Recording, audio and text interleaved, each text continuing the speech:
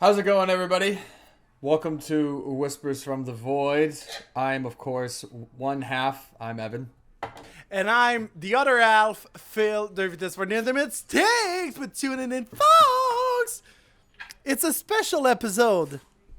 This is the big one. It's the big one, and it's really the big one because I just learned that maybe Evan is going to be that tonight. Maybe.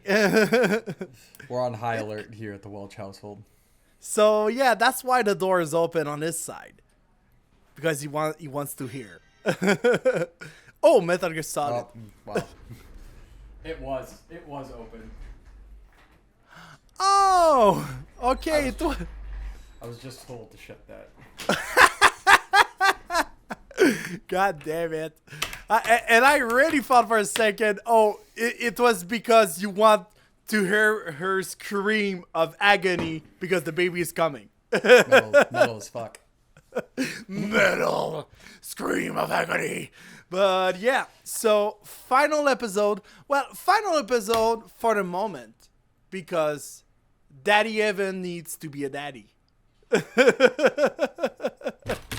So yeah. And we'll come back when everything will be fine for both of us, mostly for Evan. But we'll come back. Maybe have RPM Fest episode or something. We'll check it out, guys. So stay alert. Maybe having some videos, other videos, kind of videos. We'll check out. Anyway, let's start that episode with some beer. For me, because he can't.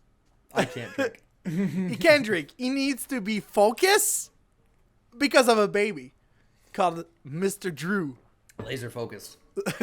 So for me, it's a special beer because, just like that episode was supposed to be with Matt McGackie of VOX&HOPS. The thing is, he got COVID. So he wasn't able to do it. So we do it ourselves. And yeah, and because of that, I will pay him homage by putting his head like in the middle of us, just like, let's check. No. Where there is my finger over there. He's over there for all the episode right now. So I got this beer from my friends Emily and Jean-Eric. Close friends of mine. They're fucking great.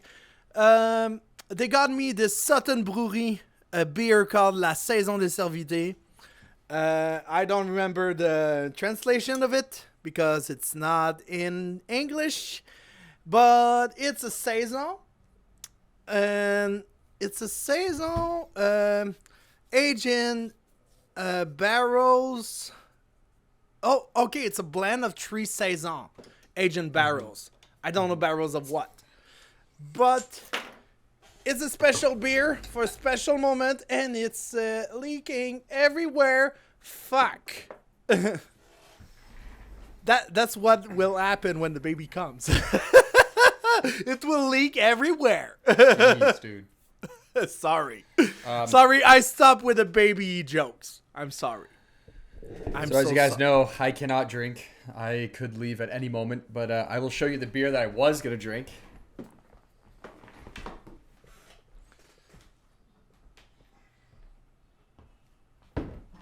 Ooh.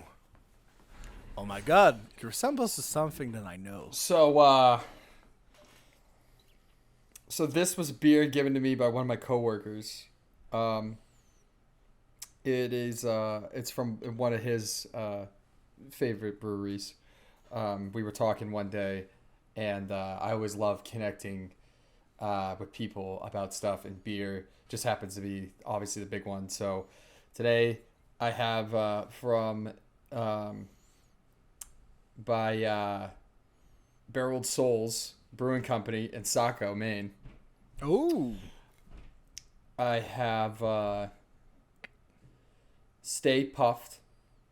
It's a 12-year Elijah Craig bourbon, barrel aged 11 months and 20 days.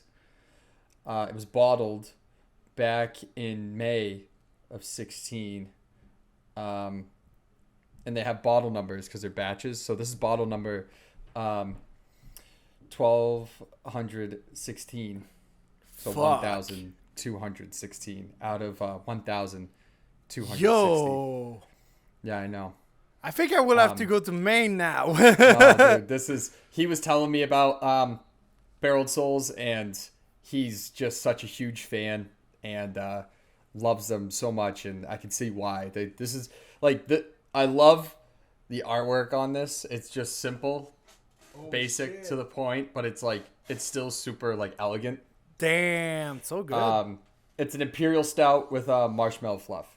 Ooh, So it's pretty much just like down the middle, where I like it. I don't like my stouts to be like super crazy anymore. You know, like it's cool, and obviously the barrel age is great too.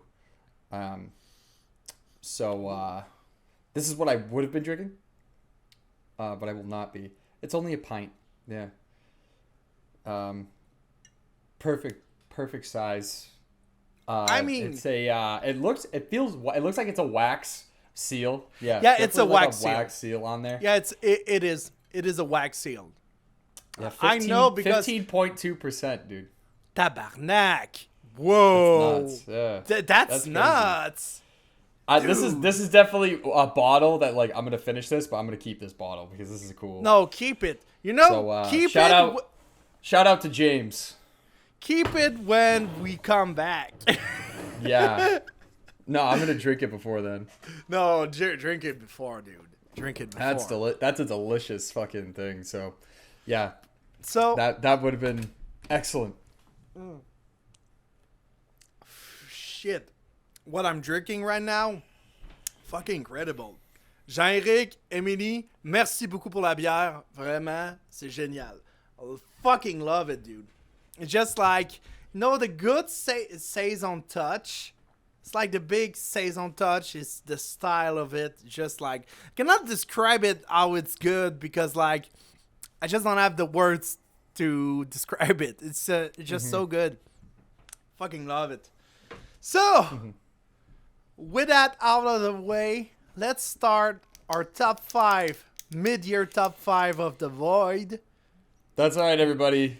We're in July. We're pretty close to, maybe not exactly mid-year, but today is our mid-year. Like Phil said, we were gonna do it with Matt. It in July. We did it in July last year, so mid-year me, it's mid-year.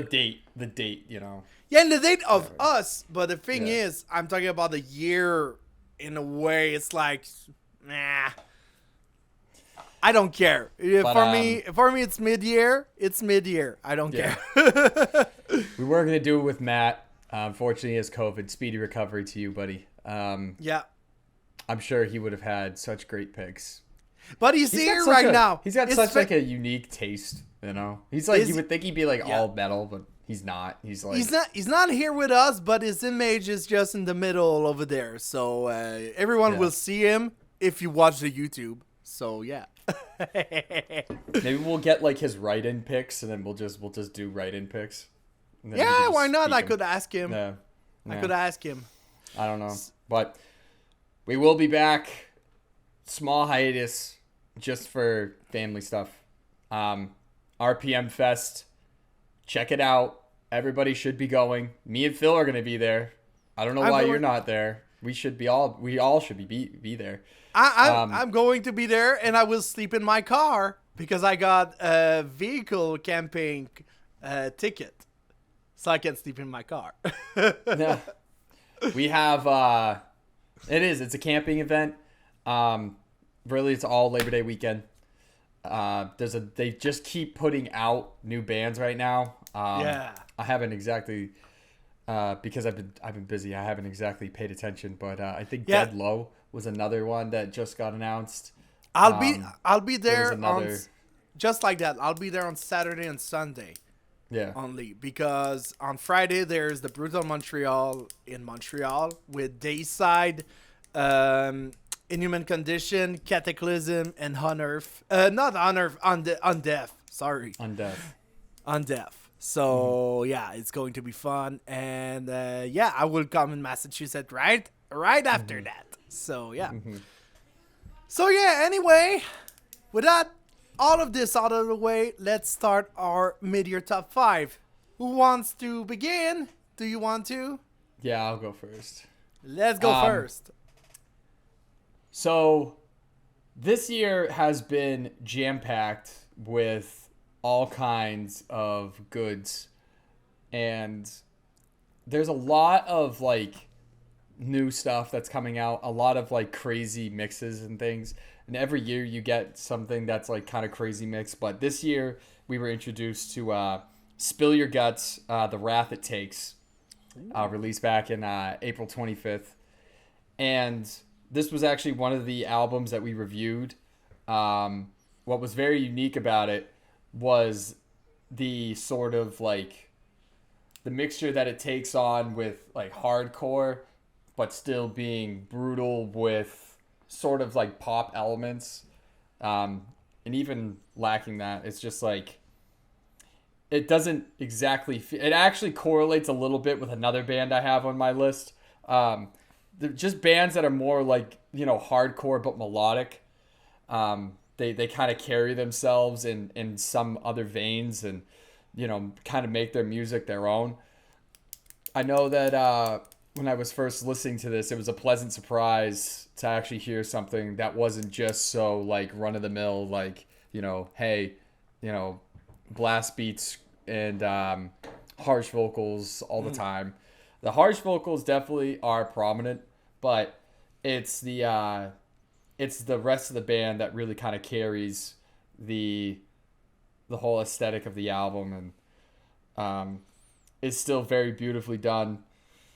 I would love to see them going forward, like, you know, take what they did on this and just kind of dial it in a little more, because there is just like a lot of playful elements that really just make it fun. It's really sort of like, you know, that, how you would say, like Every Time I Die, or like what Dillinger Escape Plan had. It's along those veins, but it's definitely way more harsher. Yeah. So I went with Spill Your Guts. It was good.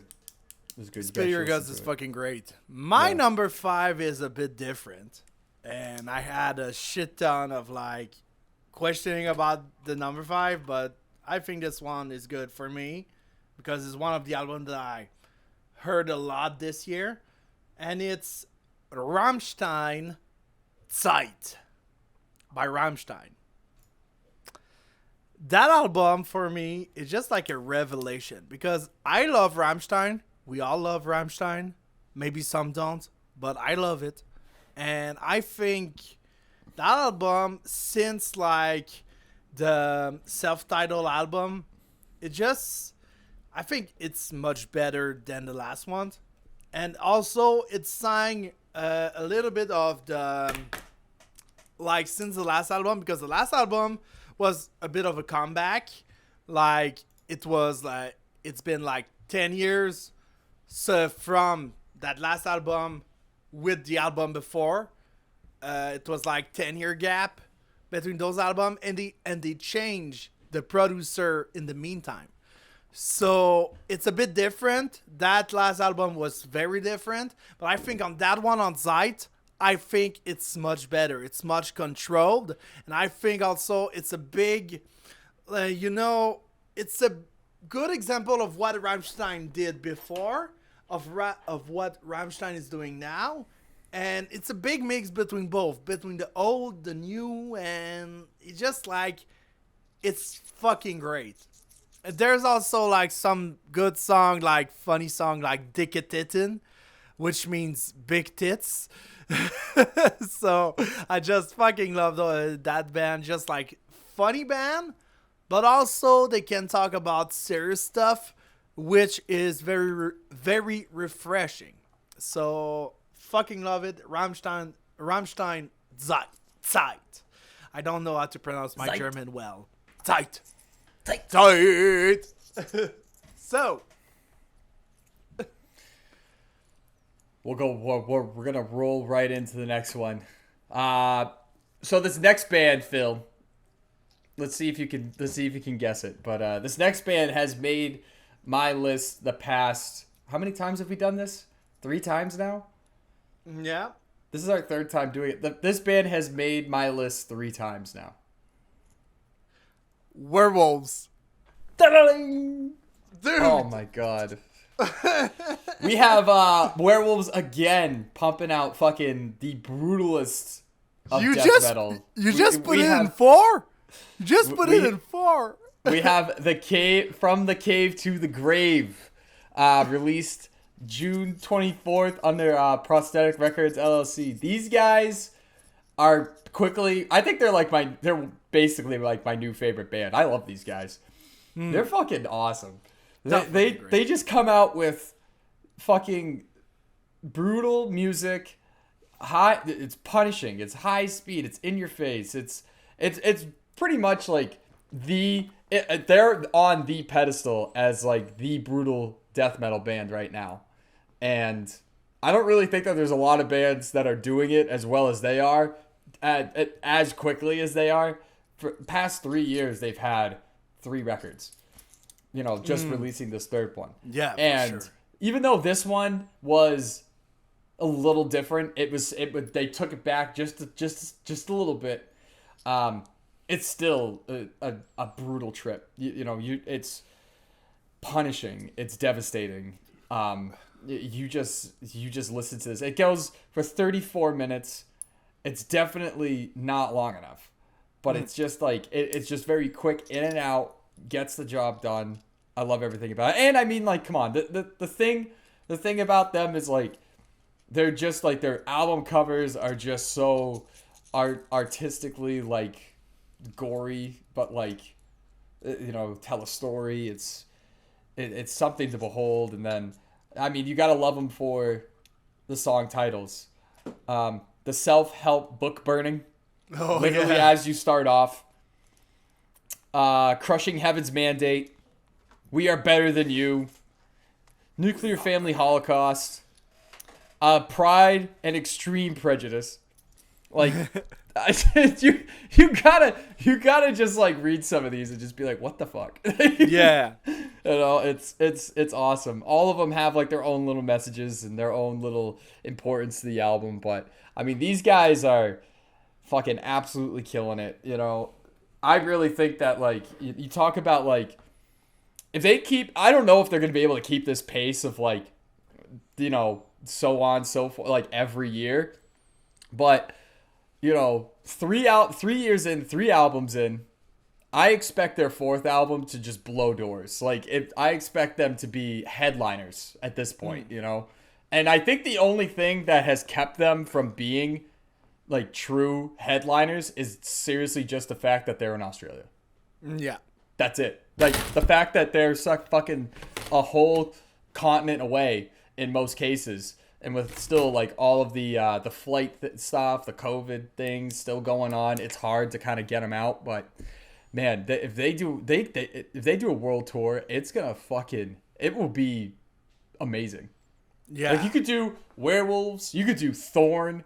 You could do, I'd fucking put, I would just put all brutal fucking bands on there. Devourment, like, you could really just load up.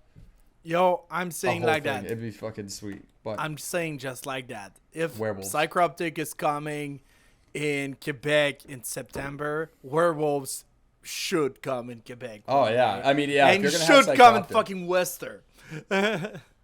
They should come. Oh my god. It'd be amazing. But these guys, fantastic job, boys. Keep it up. My number 4, it's Fit for an Autopsy. Oh, what the future holds. I don't know how to pronounce. So yeah, Fit for an Autopsy. It was out very early this year in January. One of the first album this year that I heard, to be fair, and fuck, it's so good. Just fucking great album.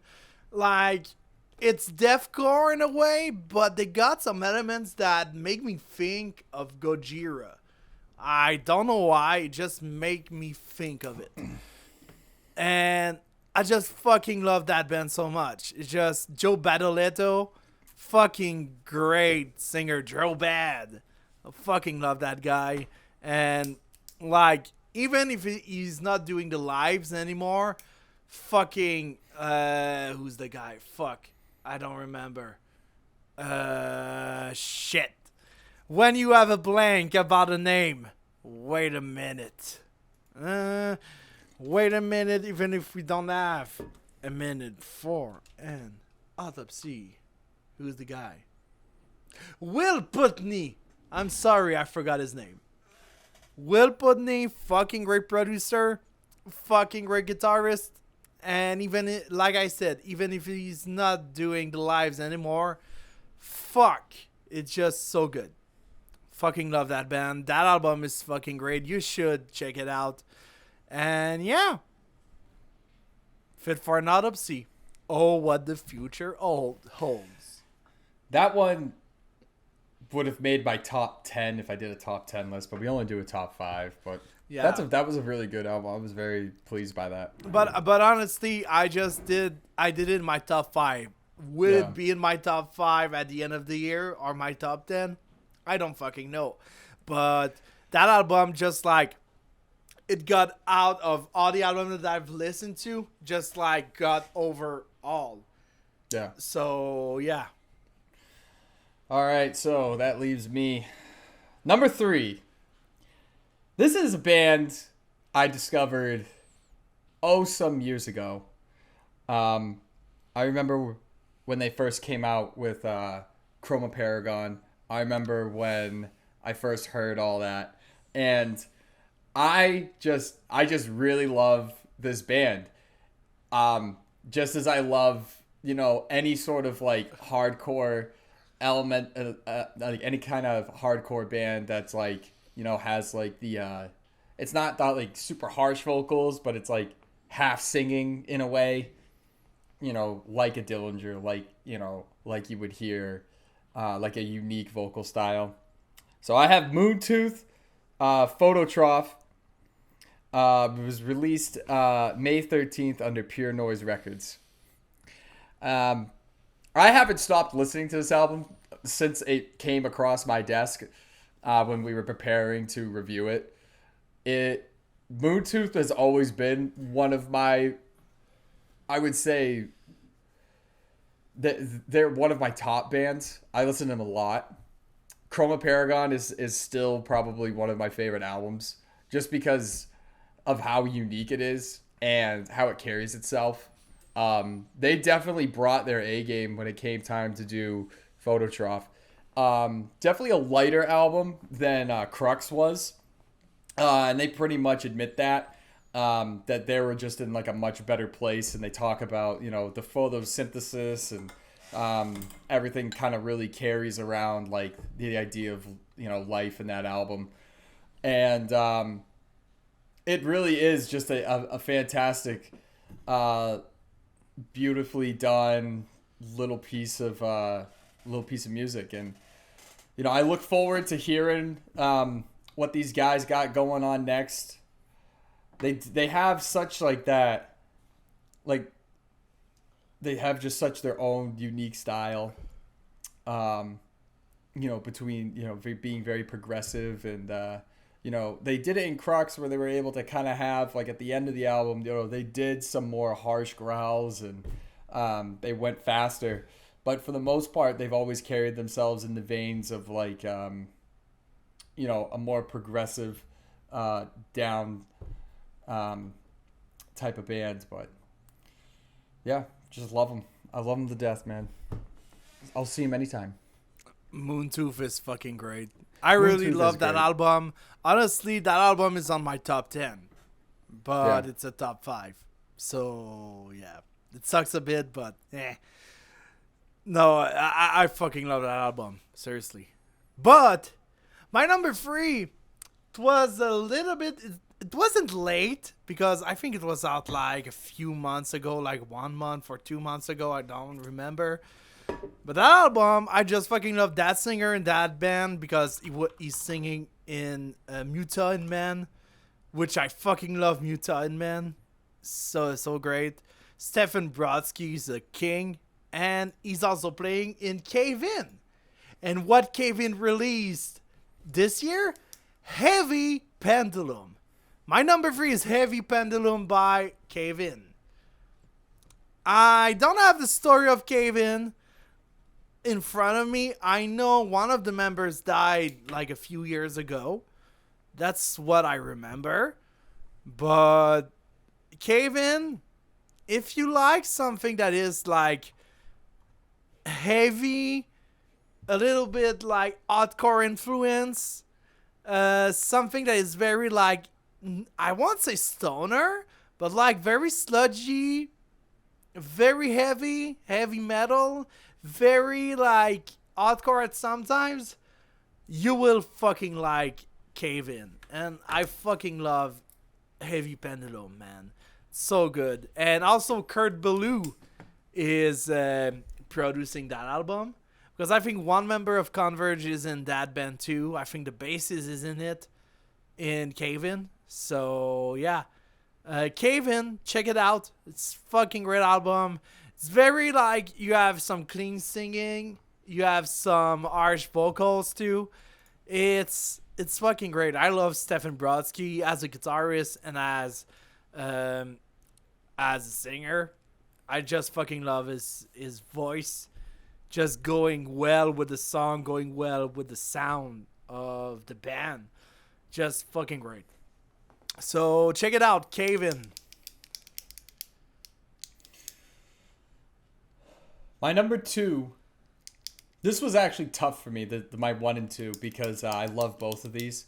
But I went with the more recent one of number 2, because even though I love it, I haven't listened to it enough to like give like a real full description.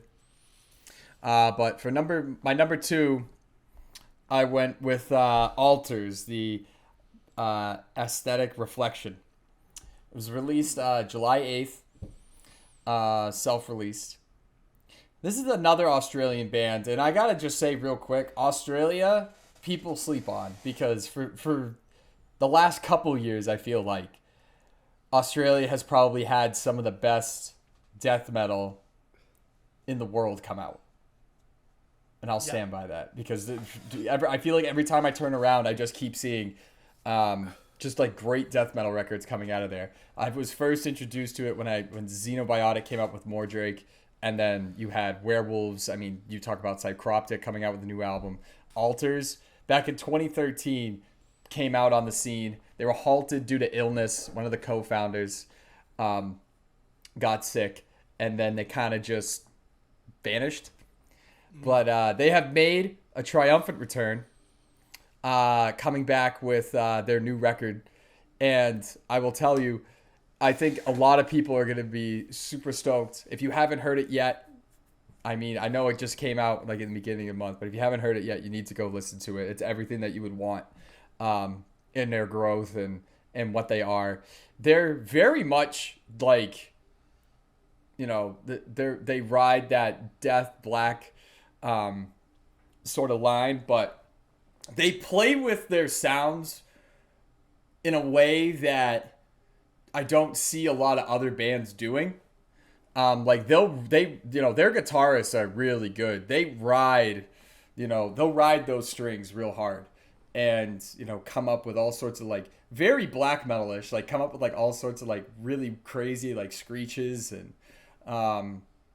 different connecting notes that kind of bring some of the other stuff musically together, and combined with the beautiful like black metal style vocals. I mean, these guys are a powerhouse. They're gonna go far, and I'm really glad to see them again. And I'm looking forward to hopefully being able to see them live, because I'm sure that would be a fucking show to just see these guys do their thing. So, Alters. That's a good number 2. My number 2, you already said it. Guess what it is? Werewolves. Yeah. You already said it. That's why I asked. Werewolves is so fucking good. Werewolves is so fucking good, but I wasn't able to put it like down, like on number 3, 4, or 5 because like recently, because I think I said in a podcast that Werewolves was great, but it wasn't like the second album. Yeah, you I were realized down on I that. realized that I was a fool because I re-listened to the album and I was like, yo, self-help book burning is a fucking great opening track. That's a great album. It's a fucking so great good. opening track, dude. Oh, fuck. I was Self-help hearing book that. I burning. was like, yo, okay. It's maybe not better than I Don't Like You, but it's like you have on my top song of Werewolves, I Don't Like You, and Self-Help Book Burning. After that, was it Cunt Crusher? I'm not sure. Like, it's so fucking good. Dude, that album is fucking great. I cannot say anymore because you already talked about it. My piss is radioactive. My piss is radioactive. That is fucking a great line. I don't care who you are. That shit My is piss awesome. is radioactive.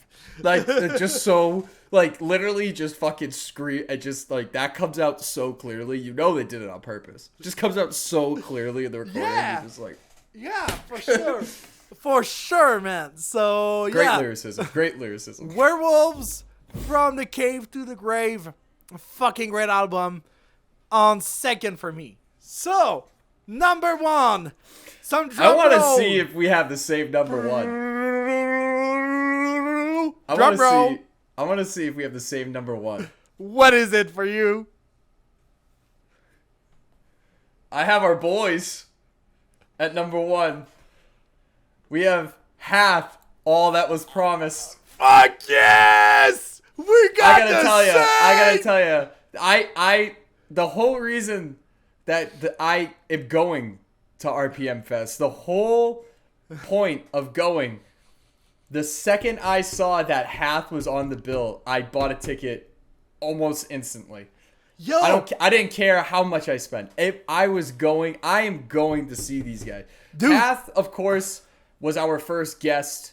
All those many months and about while ago when we first started this, we had Frank and Pete on, and dude, I gotta tell you, I love those guys. I loved them then. I fucking I love them now. I heard of Rot and Ruin and back in 2019, and man, that blew me away. It's just like what those guys were able to do, and then it only got better. They re-released Hive, and then they come out with a fucking gut-punching, beautiful piece of art in All That Was Promised. And this album, I don't care who you are, they sent these boys soaring. Like, you want to talk about a band that's pretty much a headliner that is, I feel, grossly underappreciated right now, is Hath. These guys, they created something beautiful. Yeah.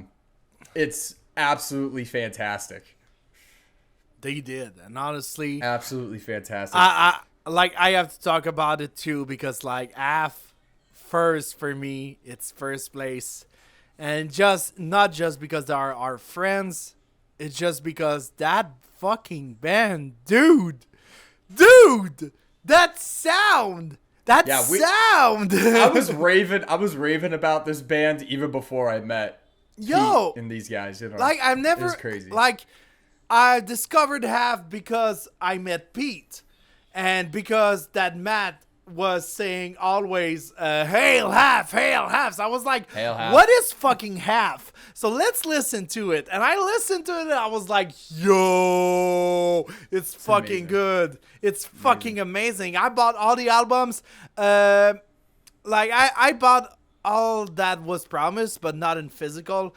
I think I should. As far as I'm concerned, Even the though I new- don't have a CD player, I will maybe buy it because, like, why the fuck not? So yeah, there's that, and I'm so fucking excited for fucking RPM Fest. You said you don't know how much you're going to spend over there, or you already spent.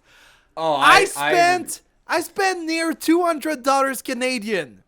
Yeah. Right now, because Yeah. I have the tickets, which is like in Canadian it's like 110, and I have the vehicle camping, which is $50 American. So it's like I'm near like $170 Canadian right now. Yeah. Just for that fucking festival. But I'm going there because half it's in my heart, it's in my soul. Hell fucking half, dude. Oh my god. Guys. Yeah. Go check Half if you don't know them. Go check our episode. Go check all the fucking album. Go like check fucking Pete on like fucking Half on Twitch. Go fucking check them. This is This is like I feel like this is kind of like how people felt when they first heard like Suffocation. Like literally, this is what it must felt like just ranting and raving about these guys. They're so good. So Half, good. Hot Rod and Ruin, it's like Effigy of Forgotten. Yeah. You cannot forget it. No. And all that was promised, it's in the same vibe. You cannot forget it. It's so fucking good. Yeah. It's the same Half than before, but like I think more mature, even more brutal in the same way. So all that was promised by Half. Go listen to that fucking people. Do it. Yeah. All right, guys. I think we done it in time. This is it. I mean, take these bands, really, go through our stuff, listen to them. They're fantastic this year. You will see us. We will be back. Just got to take some time. And, shout out. Yeah, we got to do shout outs, don't we? Do you have a shout out?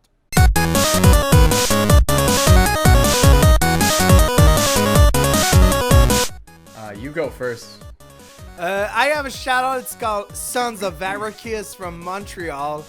For those who know the Dune franchise of books and movies, Dune. If you don't know Dune, go check that movie. Go read the books if you want, if you read books. I don't read books often, but go check the movies like from David Lynch and the movies from Denis Villeneuve. The movie from Denis Villeneuve, but there will be a second part of it, so go check it out when it will be released. So, Dune. Well, Sons of Arrakis, to be precise. It's a band from Montreal. It's doing like stoner rock vibe. It's very stoner rock. It's very desert rock. But it's very like hypnotic. It's very like psychedelic sometimes. Fucking love that sounds. I love death metal, I love extreme, but I just fucking love my prog and my stoner vibe. So yeah, go check it out. Sons of Arrakis from Montreal. They released the album Volume 1, so go check it out. And for mine, it's gonna be an EP. It's Nuclear Tomb, Offer Your Life. Ooh. I'm not going to tell you guys a lot about it. I want you guys to go listen to it. I will listen to it. Or not. Because I always do that. I say I will listen to it. I don't. Because my life is busy. Like yours. Yeah, you'll not like yours, but like I'm busy.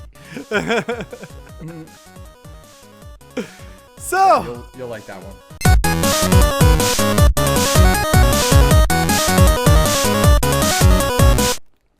I think it's time to say goodbye. Adios. Au revoir. À tout le monde, à tous mes amis, je vous aime, je dois partir. These are the last words. I cannot speak. They send me free. Sorry. I had to do it.